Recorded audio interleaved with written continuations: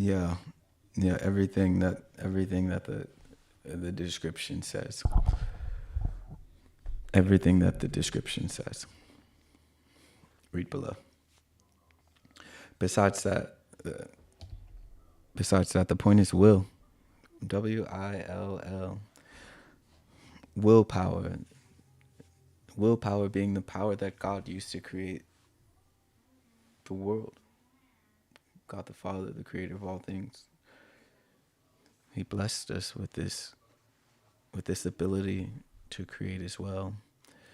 In the mystic triangle, it's referenced to sunlight and how sunlight is a calm source of power and energy until it's concentrated and directed using will as well into a force that is deadly, scorchy. Also, with the still waters of the rivers and the oceans and the still ponds, when water is able to be concentrated and directed and willed, it's able to carve out mountains and stone. So we must use our willpower to carve out our mountain and our stone, to be a sculptor. A while back, a few years ago, I was watching a YouTube video. It may have been a YouTube short, and it said, "Do you know the artist Dochi? Well, she read this book and she tried, and now she's Dochi. She's got a Grammy." I said, "No problem. I'll go get the book."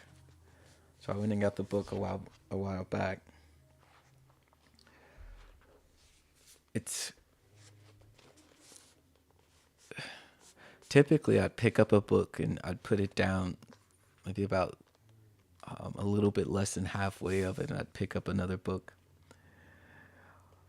And this book has two main points. It's called The Artist's Way by Julia Cameron. It says a spiritual path to higher creativity. Well, you have to want creativity in the first place, yeah? Who gets to decide who wants creativity? Anyways, so I put the book down. There's two main points. The first one is called take your daily journals.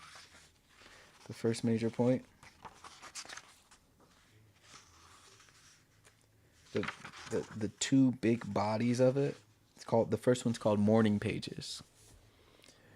And the second one is called Artist Dates. Well, this book has found its way back into my life, not through the words on the page, but through my lived experiences. When we put that together with the power of will, when we put that together with everything we know to be true about what this universe is and who holds the key and how power is possessed and how the Father's granted us with reason, mind, and speech, then we got nothing to it but to do it. All right, I'm working on an album. Peace. What else did I say in the wait? I said something in the description about people listening to music. I heard one man say, he said, music to me, it's just background noise.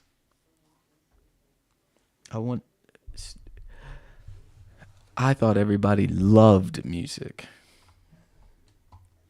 It's the world that we learn to know. To learn to know the world, you have to want to learn.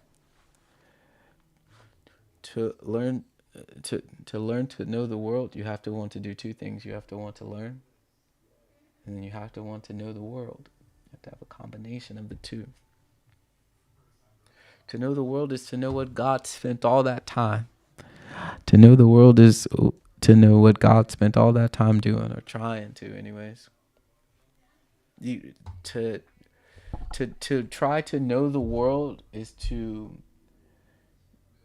almost say, God, I heard you had a scavenger hunt for me, and I'm going to collect all the prizes.